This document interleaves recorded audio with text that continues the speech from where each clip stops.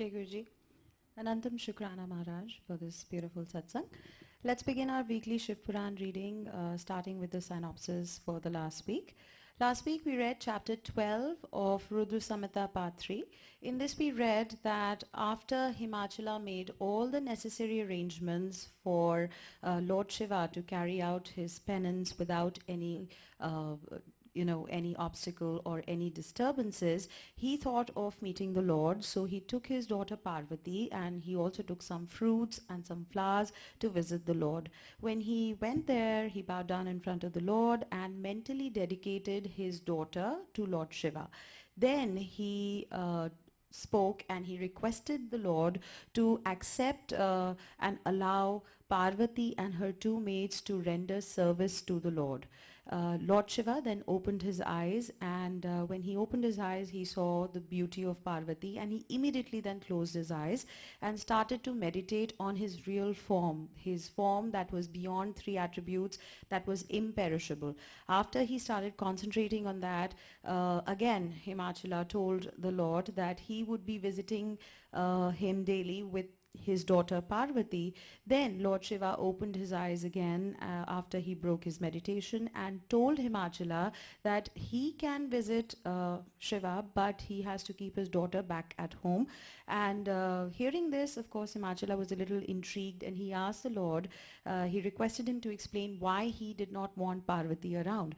So Lord Shiva told him that because he was an ascetic, because he was a yogi, he did not want a young woman around, as he himself said that women are the root cause of all attachments, and women can cause destruction of wisdom and detachments. So for a yogi like him, it was important to keep away from women. And when Himachala heard all these words, these were ruthless words, he was little bit nervous and he was also agitated, but he kept quiet. And Parvati, who was listening to all this conversation throughout, she sensed the nervousness of the father, and then she began to speak to the Lord. Now, what was the conversation between Parvati and Shiva? We are going to read today the chapter 13, that is Shiva Parvati dialogue. Rima auntie will be reading in English and Ajay uncle will be reading in Hindi. Jai Guruji.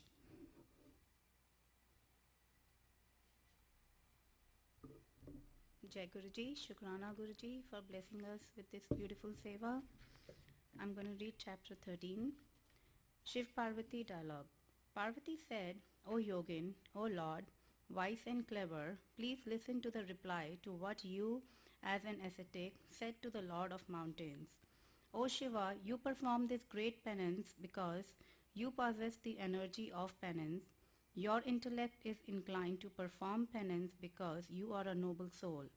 That energy is the Prakriti, the cause of all activities. Everything is created, sustained, and destroyed by it. O Lord, please ponder over who you are and who this subtle Prakriti is. Without Prakriti, how can the great Lord of the phallic form exist? You are worthy of the worship, respect, and meditation of all living beings forever. Thanks to Prakriti. Thinking of this in your heart, please reply. Brahma said, on hearing these words of Parvati, the great Lord, engaged in the causation of great enjoyment and protection, became delighted. He laughed and said, the great Lord said, I am destroying the Prakriti with my great penance. I remain in reality without Prakriti. Indeed, Prakriti should not be taken in by good people. They should remain unaffected, eschewing all worldly conduct. Brahma said, O dear one, this was said by Shiva in accordance with worldly conventions and dealings. Parvati thereupon laughed to herself and spoke these sweet words. Parvati said, O Yogin, O Lord Shiva, based on what you said, how can that Prakriti cease to exist, and how can you be considered beyond that Prakriti? You shall ponder over this and say with reference to the facts as they are. All these, the universe, etc., are bound by Prakriti continuously. Hence you shall not say anything, not do anything. Know that speaking, doing, etc. is a Prakarta activity. What you hear, what you eat, what you see, and what you do, all these are essentially the activities of Prakriti. To say that it is unreal is meaningless. O Lord, if you are greater than Prakriti, wherefore do you perform penance? O Shiva, now on this mountain Himavat. O Shiva, you have been swallowed by Prakriti. You do not know your own situation. O Lord, if you do not know your own situation, why do you perform penance? O Yogin, what have I to do with an argument with you? Scholars say that without perception, inference has no authority at all. As long as the embodied beings remain the objects of the sense organs, everything is prakrta. Wise men consider it so. O Lord of ascetics, a long-winded talk is of no avail. Listen to my emphatic statement. I am Prakriti and you are a Purusha. This is the truth. There is no doubt about it. With my blessings, you become qualitative and embodied. Without me, you are attributeless and incompetent to perform any activity. Being always subservient to Prakriti, you perform all activities. Self-controlled, free from aberrations and untainted by me, how can you perform them? If you are really superior to Prakriti, if what you say is true, you need not be afraid to be near me, O Shiva. Brahma said on hearing these words of Parvati, based on the Samkhya system, Shiva replied to her, upholding the Vedantin's point of view. Lord Shiva said, O Parvati, O upholder of the Samkhya system, if you say so, O sweet-voiced lady, you render me unforbidden service every day. If I am the Brahma, the Supreme Lord, unsullied by illusion, comprehensible through spiritual knowledge, and the master of illusion, what will you do then? Brahma said, having spoken to Parvati thus, the Lord, the conciliator, and the blesser of the devotees, spoke to the mountain thus. Shiva said, O Lord of mountains, there itself on your beautiful, excellent ridge, I shall perform my penance, showing to the world my real blissful form and nature. O Lord of mountains, permission shall be given to me to perform penance. Without your performance, without your permission, it is not possible for me or anyone else to perform any penance here. Brahma said, on hearing these words of Shiva, the Lord of gods, Himavat, bowed to Shiva and said, Himavat said, the entire universe consisting of gods, asuras and human beings is yours. O great God, though insignificant, I blabber something to you. Brahma said, thus addressed by Himavat, Shiva, the benefactor of the worlds, laughingly permitted him to go. Permitted by Shiva, Himavat returned to his abode along with Parvati.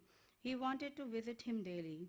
Even without her father, but accompanied by her maids, Parvati approached Shiva every day for serving him with devotion. Oh dear, at the bidding of Lord Shiva, none of the Ganas, Nandiswara, and others purely carrying out the orders of Shiva prevented her. The discourse of Shiv and Shiva, who represented the principles of Samkhya and Vedanta, and who, if thoughtfully considered, are not different from each other, was very happy and pleasing forever. At the request of the Lord of Mountains, Shiva permitted Parvati to remain with him, being true to his words, though with all gravity and seriousness.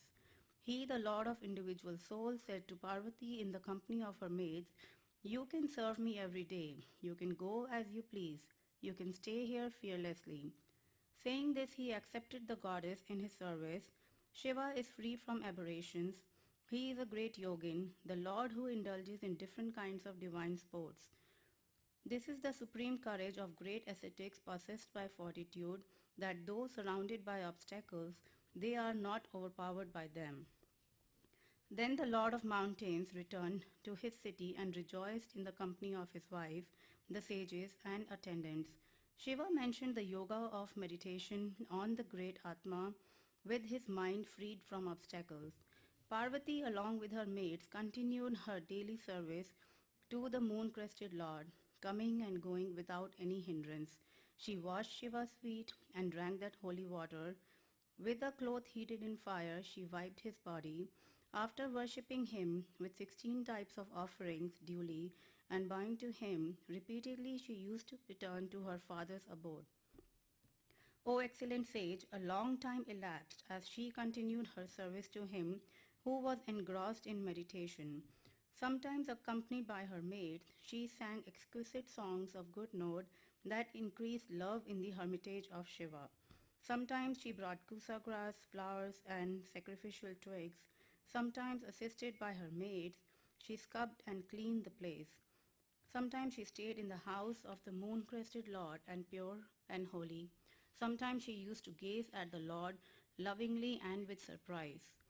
In the course of his penance, sometimes the Lord of Goblins thought about her as free from attachment, but as she was in her physical form, he did not take her as his wife, though she was near him, though she was endowed with every feature of beauty, though she was capable of deluding even the sages.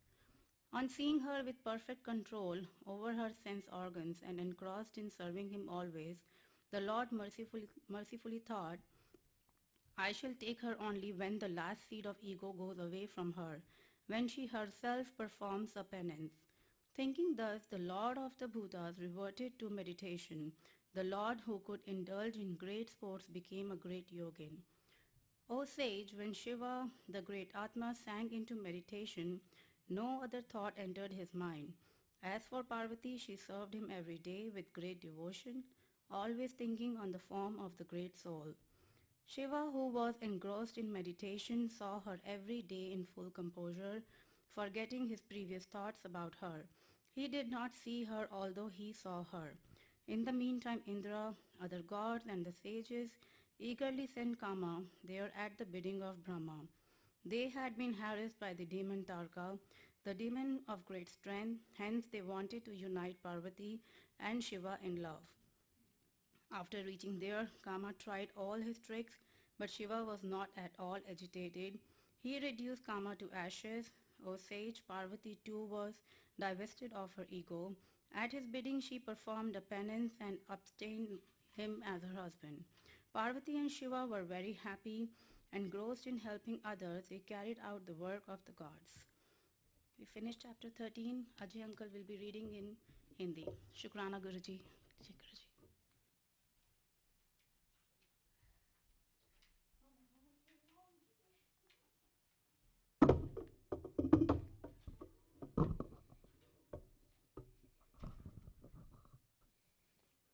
जय गुरु जी, शुक्राना जी गुरु जी। और Shivpuran reading की सेवा देने के लिए जय गुरु जी संगत जी। आज हम अध्याय 13 का अध्ययन करेंगे, जिसमें बताया गया है पार्वती और शिव का दार्शनिक संवाद। शिव का पार्वती को अपनी सेवा के लिए आज्ञा देना तथा पार्वती द्वारा भगवान का प्रतिदिन सेवा। भवानी ने कहा, योगिन, आपने तपस्वी होकर गिरिराज से यह क्या क्या क्या बात कह डाली। प्रभु, आप ज्ञान विशारद हैं, तो भी अपनी बात का उत्तर मुझसे सुनिएगा। शंभो, आप तप शक्ति से संपन्न होकर ही बड़ा भारी तप करते हैं। उस शक्ति के कारण ही आप महात्मा को तपस्या करने का विचार हुआ है। सभी कर्मों का करने की जो वह शक्ति है, उसे ही प्रकृति जानना चाहिए। प्रकृति से ही सबकी सृष्टि, पालन और संहार होते हैं। हे भगवान, आप कौन हैं और सूक्ष्म प्रकृति क्या है, इसका विचार कीजिए। प्रकृति के बिना लिंग रूपी महेश्वर कैसे हो सकते हैं। आप सदा प्राणियों के लिए जो आर्षणीय, वंदनीय और चिंतनीय है, वह प्रकृति के ही कारण है। इस बात को हृदय से विचार कर ही आपको जो कहना है वह सब कहिए। ब्रह्मा जी कहते हैं, नारद, पार्वती के इस वचन को सुनकर महती लीला करने में लगे हुए प्रसन्नचित्त महेश्वर हंसते हुए बोले। महेश्वर ने कहा, मैं उत्कृष्ट तपस्या द्वारा ही प्रकृति का नाश करता हूँ और तत्वतः प्रकृति रहित शंभु के रूप में स्थित होता हूँ। अतः सत्पुरुषों को कभी या कहीं प्रकृति का संग्रह नहीं करना चाहिए, लोकाचार से दूर एवं निर्विकार रहना चाहिए। नारद, जब शंभु ने लौकिक व्यवहार के अनुसार यह बात कही, तब काली मन ही मन हंसकर मधुर वाणी में बोली। काली ने कहा, कल्याणकारी प्रभु, योगिन, आपने जो बात कही है, क्या वह वाणी प्रकृति नहीं है? फिर आप उससे परे क्यों नहीं हो गए हैं? क्यों प्रकृति का सहारा लेकर बोलने लगे? इन सब बातों का विचार करके तात्विक दृष्टि से जो यथार्थ बात है उसी को कहना चाहिए। यह सब कुछ सदा प्रकृति से बंधा हुआ है, इसलिए आपको न तो बोलना चाहिए और न ही कुछ करना ही चाहिए, क्योंकि कहना और करना सब व्यवहार प्राकृत है। आप अपनी बुद्धि से इसको समझिए। आप जो कुछ सुनते हैं, खाते हैं, देखते हैं और करते हैं, वह सब प्रकृति का ही कार्य है। झूठे वाद विवाद करना व्यर्थ है। प्रभो शंभो, यदि आप प्रकृति से परे हैं तो इस समय इस हिमवान पर्वत पर आप तपस्या किस लिए करते हैं? हर प्रकृति ने आपको निगल लिया है, अतः आप स्वरूप को नहीं जानते। ईश, यदि आप अपने स्वरूप को जानते हैं तो किस लिए तप करते हैं? योगिन, मुझे आपके साथ विवाद करने का क्या आवश्यकता है? प्रत्यक्ष प्रमाण उपलब्ध होने पर विद्वान पुरुष अनुमान प्रमाण को नहीं मानते। जो कुछ प्राणियों की इंद्रियों का विषय होता है, वह सब ज्ञानी पुरुषों को बुद्धि से विचार कर प्राकृत ही मानना चाहिए। योगीश्वर, बहुत कहने से क्या लाभ? मेरी उत्तम बात सुनिए। मैं प्रकृति हूँ, आप पुरुष हैं, यह सत्य है, सत्य है, इसमें संशय नहीं। मेरे अनुग्रह से ही आप सगुण और साकार माने गए हैं। मेरे बिना तो आप निरीह हैं, कुछ भी नहीं कर सकते हैं। आप जितेंद्र होने पर भी प्रकृति के अधीन हो, सदा नाना प्रकार के कर्म करते रहते हैं। फिर निर्विकार कैसे है और मुझसे लिप्त कैसे नहीं है? शंकर, यदि आप प्रकृति से परे हैं और यदि आपका यह कथन सत्य है तो आपको मेरे समीप रहने पर भी डरना नहीं चाहिए। ब्रह्मा जी कहते हैं, पार्वती के सांख्य शास्त्र के अनुसार कहा हुआ वचन सुनकर भगवान शिव वेदांत मत में स्थित हो उनसे यूँ बोले। श्री शिव ने कहा, सुंदर भाषण करने वाली गिरजे, यदि तुम सांख्य मत को धारण करके ऐसी बात कहती हो तो प्रतिदिन मेरी सेवा करो, परंतु वह सेवा शास्त्र निषिद्ध नहीं होनी चाहिए। गिरजा से ऐसा कहकर भक्तों पर अनुग्रह और उनका मनोरंजन करने वाले भगवान शिव हिमवान से बोले। शिव ने कहा, गिरिराज, मैं यहीं तुम्हारे अत्यंत रमणीय श्रेष्ठ शिखर की भूमि उत्तम तपस्या तथा अपने आनंदमय परमार्थ स्वरूप का विचार करता हुआ विचरूंगा। हे पर्वतराज, आप मुझे यहाँ तपस्या करने की अनुमति दें। आपकी आज्ञा के बिना कोई तप नहीं किया जा सकता। देवादिदेव शूलधारी भगवान शिव का यह कथन सुनकर हिमवान ने उन्हें प्रणाम करके कहा, महादेव, देवता, असुर और मनुष्यों सहित संपूर्ण जगत तो आपका ही है। मैं तुच्छ होकर आपसे क्या कहूँ? ब्रह्मा जी कहते हैं, नारद, गिरिराज हिमवान के ऐसा कहने पर लोक कल्याणकारी भगवान शंकर हंस पड़े और आदरपूर्वक उनसे बोले, अब तुम जाओ। शंकर की आज्ञा पाकर हिमवान अपने घर लौट गए। वे गिरजा के साथ प्रतिदिन उनके दर्शन के लिए आते थे। काली अपने पिता के बिना भी दोनों सखियों के साथ नित्य शंकर जी के पास जाती और भक्ति पूर्वक उनकी सेवा में लगी रहती। नंदीश्वर आदि कोई भी गण उन्हें रोकता नहीं था। तात महेश्वर के आदेश से ही ऐसा होता था। प्रत्येक गण पवित्रता पूर्वक रहकर उनकी आज्ञा का ही पालन करता था। जो विचार करने से परस्पर अभिन्न सिद्ध होते हैं, उन्हीं शिवा और शिव ने सांख्य और वेदांत मत स्थित हो जो कल्याणदायक संवाद किया, वह सर्वदा सुख देने वाला है। वह संवाद मैंने यहाँ कह सुनाया। इंद्रियातीत भगवान शंकर ने गिरिराज के कहने से उनका गौरव मानकर उनकी पुत्री को अपने पास रहकर सेवा करने के लिए स्वीकार कर लिया। काली अपनी दो सखियों के साथ चंद्रशेखर महादेव की सेवा के लिए प्रतिदिन आती जाती रहती थी। वे भगवान शंकर के चरण धोकर उस चरणामृत का पान करती थी। आग से तपाकर शुद्ध किए हुए वस्त्र से अथवा गर्म जल से धोए हुए वस्त्र के द्वारा उनके शरीर का मार्जन करती, उसे मलती पोंछती थीं। फिर 16 उपचारों से विधिवत हर की पूजा करके बारंबार उनके चरणों में प्रणाम करने के पश्चात प्रतिदिन पिता के घर जाकर लौटती थी। मुनि श्रेष्ठ, इस प्रकार ध्यान परायण शंकर की सेवा में लगी हुई शिवा का महान समय व्यतीत हो गया, तो भी वे अपनी इंद्रियों को संयम में रखकर पूर्ववत उनकी सेवा करती रहीं। महादेव जी ने जब फिर उन्हें अपनी सेवा में नित्य तत्पर देखा, तब वे दया से द्रवित हो उठे और इस प्रकार विचार करने लगे, यह काली जब तपस्या व्रत करेगी और इसमें गर्व का बीज नहीं रह जाएगा, तभी मैं इसका परिग्रहण करूंगा। ऐसा विचार करके महालीला करने वाले महायोगेश्वर भगवान भूतनाथ तत्काल ध्यान में स्थित हो गए। मुने परमात्मा शिव जब ध्यान में लग गए, तब उनके हृदय में दूसरी कोई चिंता नहीं रह गई। काली प्रतिदिन महात्मा शिव के रूप का निरंतर चिंतन करती हुई उत्तम भक्ति भाव से उनकी सेवा में लगी रही। ध्यान परायण भगवान हर शुद्ध भाव से वहां रहती हुई काली को नित्य देखते थे, नहीं देखते थे। ऐसे बीच में इंद्र आदि देवताओं तथा मुनियों ने ब्रह्मा जी को आज्ञा से कामदेव को वहां आदर पूर्वक भेजा। वे काम की प्रेरणा काली का रुद्र के साथ सहयोग कराना चाहते थे। उनके ऐसा करने में कारण यह था कि महापराक्रमी तारकासुर से वे बहुत पीड़ित थे और शंकर जी से किसी महान बलवान पुत्र की उत्पत्ति चाहते थे। कामदेव ने वहां पहुंचकर अपने सब उपायों का प्रयोग किया, परंतु महादेव जी के मन में तनिक भी क्षोभ नहीं हुआ। उल्टे उन्होंने कामदेव को जलाकर भस्म कर दिया।